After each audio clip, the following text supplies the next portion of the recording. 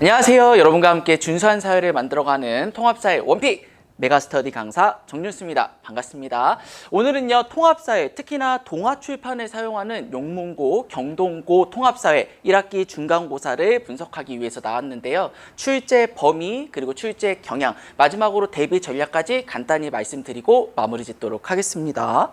일단 첫 번째, 출제 범위부터 간단히 살펴보겠습니다. 공통적인 출제 범위는 크게 세 가지 파트였는데요. 첫 번째, 1단원 통합적 관점이 나왔습니다. 이 통합적 관점은요, 기존의 사회 현상을 바라보던 네 가지 관점, 시간, 공간, 사회, 윤리적 관점의 특징을 물어보는 문제라던가, 통합적 관점을 특정 사례에 적용하는 문제가 나왔는데 난이도가 그렇게 크게 어렵지는 않았습니다.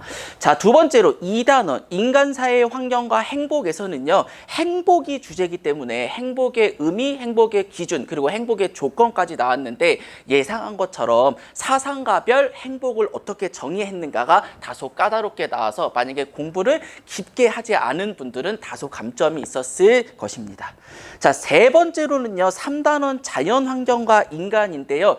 요게 이제 킬러 파트다. 요게 가장 어렵게 나올 것이다. 라고 계속해서 말씀드렸는데 역시나 특히나 3-1단원 자연환경, 기후, 지형이 인간의 의식주에 끼치는 영향이 지도라던가 그래프 등등을 활용해서 출제가 되었습니다.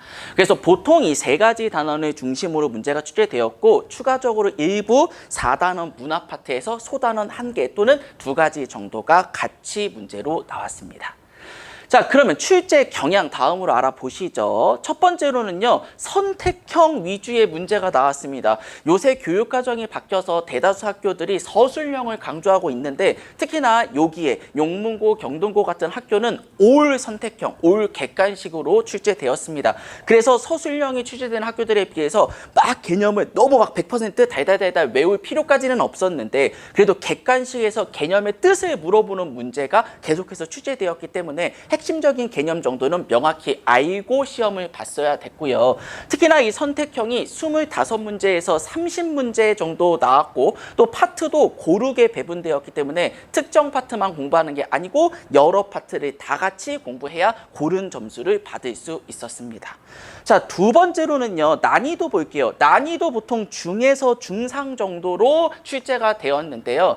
이게 교육과정이 올해 바뀌었잖아요. 특히 그리고 교과서도 바뀌었습니다. 그래서 내용상 큰 변화가 없더라도 세부적인 자료라던가 핵심적인 개념에서 일부 몇 가지가 추가됐는데 그런 경향 때문에 아마 학생분들이 조금 더 어렵게 느끼는 경향이 있었을 것입니다.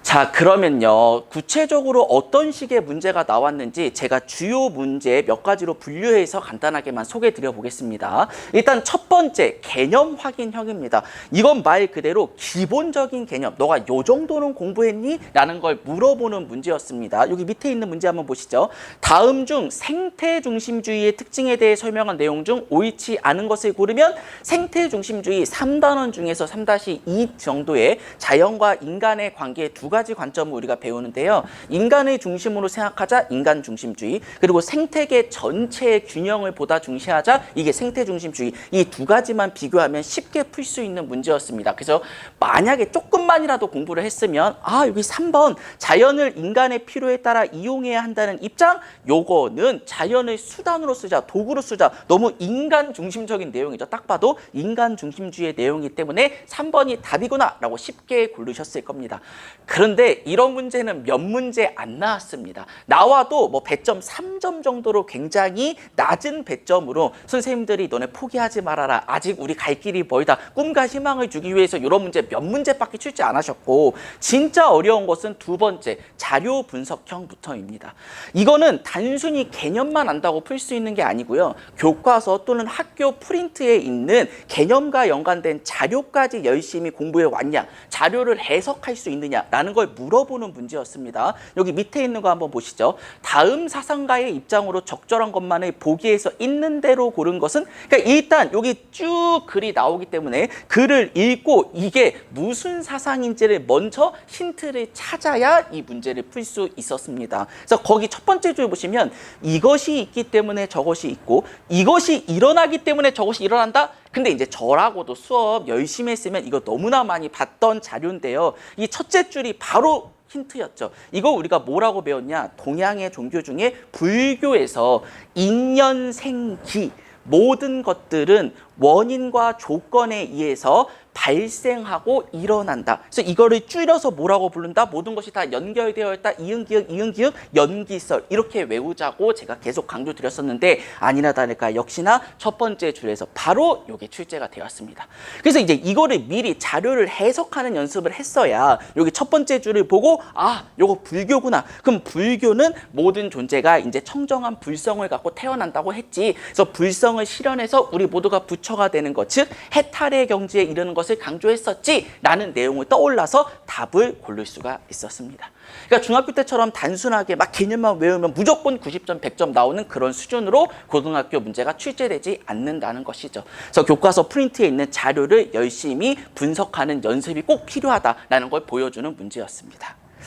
자, 3번 볼까요? 요거는 좀 되게 치사하다라고 느낄 정도로 굉장히 지엽적이고 세부적인 내용을 물어보는 문제였습니다. 여기 밑에 있는 문제 볼게요. 밑줄 친 시민혁명에 대한 설명으로 적절한 것만을 보기에서 있는 대로 고른 것은 시민혁명? 갑자기 지금 인권법 파트도 아닌데 왜 시민혁명이 나오냐라고 의아해하시는 분들도 계실 텐데 요거 2단원 행복을 배울 때 행복의 시대적 기준이라는 걸 우리가 배웁니다. 그래서 근대는 보통 시민혁명, 산업혁명 이후를 근대라고 부르는데 시민혁명, 산업혁명 이후에 물질적 풍요와 기본적 권리를 보장하는 걸 사람들이 행복이라 여겼지. 여기까지는 우리가 공부를 했습니다. 그래서 그래 당연히 문제가 쉽게 풀리겠지라고 보기를 봤더니 갑자기 디귿에 뭐가 나오냐. 어떻게 보면 2단원 행복이랑 직접적인 관련이 거의 없는 내용이 디귿에 나옵니다. 시민혁명은 미국의 명예혁명, 영국의 독립혁명, 프랑스 혁명이 3대 시민혁명이었다. 이건 사실 행복이랑 직접적인 관련은 없거든요. 교과서에 굉장히 쬐끄맣게 써 있는 건데 이건 뭐냐? 사실 이게 틀린 말입니다. 미국은 독립혁명이라 불러야 되고요. 영국은 명예혁명이고 프랑스가 혁명인데 교묘하게 지금 이름을 잠깐 바뀌었죠. 바꿔서 니네 열심히 공부 안 했으면 이거 틀려라 라고 함정으로 냈던 게 디귿입니다. 그래서 시민혁명에 행복이랑 직접적인 관련이 없어도 시민혁명의 이름 그리고 순서까지 제대로 알고 있어야 이 문제를 비로소 맞힐 수 있었다. 그래서 지금 교과서 프린트 부교재에 있는 이런 세세한 옆에 있는 거 밑에 있는 거 쬐끄만 글씨 하나까지도 우리 놓치면 안 된다라는 걸 잘 보여주는 유형이라고 할 수 있겠습니다. 자, 4번은요. 새로운 유형들이 몇 개 나왔는데 그중에서 가장 대표적인 거 게임형 한번 봅시다. 학교 선생님들은 니네 열심히 즐겁지 게임 한번 풀어봐봐 라는 의도로 냈지만 막상 문제 푸는 우리들은 이게 뭐야 라고 온갖 지금 짜증이 나는 문제. 딱 봐도 지금 문제가 너무 길어 보이죠. 여기 보시면요. 공유경제 현상을 연구하면서 탐구 주제를 공유경제의 발전 방향은 무엇일까로 정했다. 아래의 표는 공유경제 활성화 방안을 살펴보기 위한 세부 질문인데 각 질문은 연구 관점별로 분류할 때 관점별로 분류한다니까 이거 1단원 통합적 관점과 관련된 내용이구나 라는 일단 느낌을 받으셔야 되고 해당하는 관점에 1을 표시해 보랍니다. 그럼 가에 들어갈 숫자, 질문에서 윤리적 관점과 관련된 개수의 총합을 고르라 라는 문제였습니다. 그러니까 이걸 풀기 위해서는 기존의 사회현상을 바라보던 4가지 관점, 제가 방금 말씀드린 것처럼 시간, 공간, 사회, 윤리 이 특징을 정확히 외워야 되고 심지어 그 특징을 여기 질문에 다 적용까지 시켜야 풀 수 있는 문제였습니다. 그래서 여기 보시면 여기 공유경제로 운영되는 물품이나 서비스 이용과 관련해서 필요한 태도, 의식, 가치관, 태도 이런 키워드 열심히 외우자고 제가 계속 강조드렸었는데 이거 윤리적 관점이죠. 이거 윤리적 관점이구나. 그래서 1 일단 하나 줘야 됐구나. 그리고 밑에 보시면 물품을 공유할 때 인간의 이기심이 문제가 되지 않는가? 욕망과 양심, 이기심 이런 키워드 나와도 윤리적 관점이다 라고 우리가 열심히 외웠는데 이것도 윤리적 관점이구나. 그래서 또 1을 주면 1이 총 2개 있기 때문에 가에 들어갈 말은 2번이다. 요렇게 한 번에 풀 수 있는 게 아니고 적어도 2번, 3번 적용해서 풀 수 있는 이런 식의 문제까지 나오고 있다. 그래서 다양한 문제까지 풀어보는 연습이 필요하다라는 걸 말해주는 문제 유형이었습니다. 자, 그래서 정리하면 이렇습니다. 보통 전반적으로 학교들에서 요새 무엇을 강조하고 있느냐? 첫 번째, 이거 너무 당연한 겁니다. 교과서에 실려 있는 핵심적인 개념뿐만 아니라 이와 관련된 사회탐구 내용도 간혹 가다가 끌어다가 내시거든요. 요거까지 우리가 완벽하게 학습하고 암기하는 게 가장 중요합니다. 근데 여기서 멈추면 안 됩니다. 이게 중학교, 고등학교의 차이라고 했었었는데 개념을 일단 암기하고 자료에 그 개념을 적용하는 연습까지 해야 아까 우리가 봤던 어려운 자료 분석형 문제도 풀 수 있겠죠. 그래서 개념과 관련된 다양한 자료를 미리 해석하는 훈련도 필요하다. 그리고 마지막 세 번째, 게임형뿐만 아니라 뭐 삼천, 좌표형, 이동형 이런 식의 신유형 문제가 나오고 있기 때문에 새로운 문제를 다양하게 많이 풀어보는 연습도 중요하다. 이 세 가지를 강조드리고 싶습니다. 그래서 제 수업도요, 요 세 가지에 초점을 맞춰서 진행되고 있는데 마지막으로 제 수업, 제 이름에 따서 준수한 통합사회라는 이름으로 진행되고 있는데요. 이 수업 어떻게 진행되는지 대비 전략까지 말씀드리고 마무리 짓도록 하겠습니다. 제 수업 크게 세 가지 강점을 말씀드리고 싶습니다. 첫 번째, 교과서 기출문제 교육과정을 모두 반영한 자체 교재를 활용합니다. 제가 실제 수업에서 쓰고 있는 이런 교재를 한번 가져와 봤는데요. 이렇게 단원별로 크게 세 가지 단계로 구분해서 교재를 만들었습니다. 첫 번째, 개념 준수하기는 교과서에 있는 단원별 주요 개념을 이렇게 빈칸 저랑 같이 채워보면서 쭉 학습하는 그런 단계라고 할 수 있고요. 자, 두 번째, 자료 준수하기는 자료도 많이 분석하는 연습을 해야 된다 했었죠? 그래서 빈출 자료도 같이 훈련하는 연습을 합니다. 그리고 세 번째는요, 여러 유형의 문제를 풀어보자라는 목적에서 이렇게 서답형이라던가 OX형이라던가 서술형을 비롯해서 다양한 문제까지 저랑 같이 수업에서 풀 수 있습니다.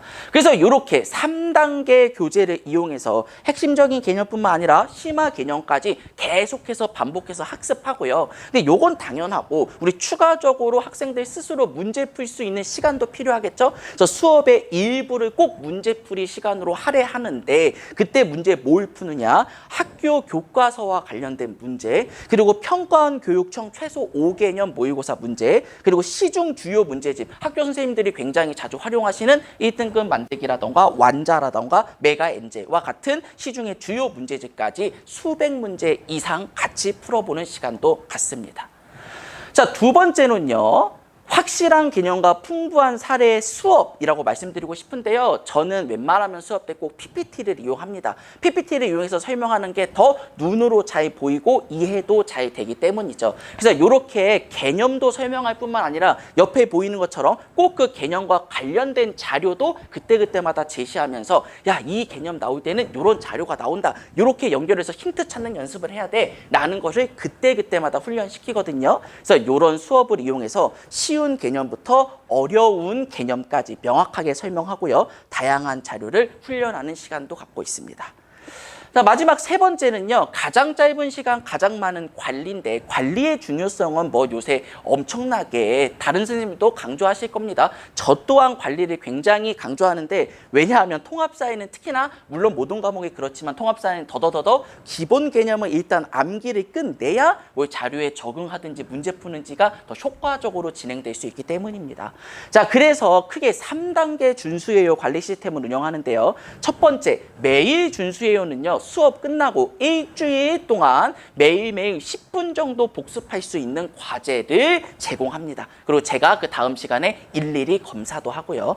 두 번째, 매주 준수요가 가장 중요한데 매 수업이 시작할 때 이전에 배웠던 내용 복습 테스트를 꼭 진행하고요. 지금 우리가 내신 대비반이기 때문에 커트라인이 정해져 있습니다. 80%를 커트라인으로 잡고 만약에 커트라인을 통과하지 못한 미통과자는 수업 전후로 무조건 남아서 저랑 1대1 클리닉을 합니다. 그래서 통과할 때까지 어떻게든 이 개념만큼은 정확하게 알고 가자라는 목적으로 매주 준수예요를 실행하고 있습니다. 그래서 이런 식의 테스트지를 운영한다는 거죠. 그래서 여기 뭐 1번부터 10번까지 그 이전에 배웠던 내용과 관련해서 이렇게 서답형 문제도 풀고요. 교과서도 이렇게 제가 구멍을 빵빵빵빵 뚫어서 테스트 보기도 합니다. 주요 개념, 주요 단어도 구멍 빵빵빵 뚫어놓고 자료가 굉장히 중요하기 때문에 이런 쬐끄만 자료도 하나하나 빵빵빵 중요한 거 구멍 뚫어놓고 너가 열심히 공부했니? 라는 걸 확인하는 그런 시간을 갖습니다. 자, 그리고 세 번째 매월 준수회원은 매월 말에 우리가 그동안 배웠던 거와 관련한 내용을 총 복습하고 예상 모의고사를 풀고 개별적으로 제가 피드백을 진행하는 그런 프로그램이라고 말씀드릴 수 있겠습니다. 물론 여기 3단계 준수회원뿐만 아니라 수업 끝날 때마다 학부모님께 연락드리는 것도 자연스럽게 당연히 진행하고 있는데요. 실제 제가 문자 드리는 거 일부러 한번 가져와 봤습니다. 보통 이런 내용을 알려드립니다. 오늘 진도 뭐 나갔고 학생이 수업에 결석했는지 출석했는지 그리고 참여도는 어땠는지 말씀드리고 그리고 세 번째 복습 테스트를 봤는데 공부를 열심히 해왔더라 또는 공부를 안 해왔더라. 그래서 만약에 목표 점수가 넘지 못했을 때는 안타깝게 넘지 못해서 클리닉을 진행했다. 이런 사후 내용까지 같이 매번 연락드리기도 합니다. 자, 그래서 이러한 재수업 준수한 통합사회 지금 중간고사는 끝이 났죠. 5월부터 기말고사 내신 완성반이 지금 진행되고 있습니다. 그래서 5월달, 6월달 총 한 7번 정도, 6번에서 7번 정도 저랑 같이 기말고사 내신 완성반이 지금 쭉 진행될 건데요. 저는 저랑 만날 수 있는 시간과 횟수가 매우 적지만 그래도 욕심이 있어서 한 번만 돌리는 거를 원하지 않습니다. 최소 항상 3바퀴는 돌리자라는 걸 목표로 수업을 진행하거든요. 그래서 3회복 반복 시스템을 운영하는데 보통 어떤 식으로 진행이 되느냐. 첫 번째 1회독은 아까 말씀드린 것 중에서 핵심적인 개념, 심화적인 개념, 제 자체 교재를 이용해서 같이 설명하고요. 그리고 평가원 교육청 모의고사랑 시중 주요 문제를 같이 풀어보는 시간이 1회독 시간입니다. 그래서 요거를 한 3번 정도 진행한 다음에 어느 정도 내용을 이제 암기했다. 그럼 2회독으로 바로 들어갑니다. 2회독 때는 그동안 배웠던 거 다시 한번 총정리하고 요거 이제 저랑 수업하는 친구들이 굉장히 싫어하는 시간이기도 한데 단원별로 처음부터 끝까지 다 제가 일일이 암기 테스트를 봅니다. 그래서 개념을 정확하게 알았는지 문제를 적용시킬 수 있는지를 일일이 물어보고 통과할 때까지 계속 테스트를 보는 시간. 이게 2회독의 가장 하이라이트라고 할 수 있고요. 마지막 정리는요. 고등학교는 무조건 특히나 학교 교재가 너무너무 중요합니다. 그래서 학교 교과서, 학교 프린트, 학교 평가 문제집, 학교 자습서, 학교 교재와 관련된 모든 자료 제가 열심히 분석한 거 처음부터 끝까지 같이 정복하는 시간도 같습니다. 그리고 진짜 시험이 얼마 안 남았을 때는 3회독 시간에 그동안에 있었던 기출문제 다 풀지는 않고요. 교육과정 교과서가 바뀌었기 때문에 모든 기출을 다 볼 필요는 없고 그런데 그중에서 정말 중요했던 문제들 그리고 이 문제들을 바탕으로 앞으로는 뭐 이런 식으로 나오겠다 예상 문제까지 같이 풀어보면서 3바퀴를 마무리 짓도록 합니다. 그래서 이런 식으로 기말고사가 쭉 대비하고 진행될 것이다 라는 말씀 마지막으로 드리고요. 그래서 지금까지 1학기 중간고사 통합사회의 전반적인 출제 범위 그리고 출제 경향 그리고 대비 전략까지 말씀드렸습니다. 이번에 중간고사에서 학생분들이 너무나 열심히 공부해줘가지고 반 1등을 비롯해서 열심히 막 엄청나게 좋은 점수들이 나왔거든요. 저 스스로도 뿌듯하고 학생들도 뿌듯하고 너무나 좋은 결과가 나왔는데 기말 때도 1등급 꼭 다시 한번 나올 수 있도록 1등급을 위한 단아의 선택 준수한 통합사회가 끝까지 언제나 함께하도록 하겠습니다. 시간 내주셔서 감사합니다. 다음에 뵙겠습니다.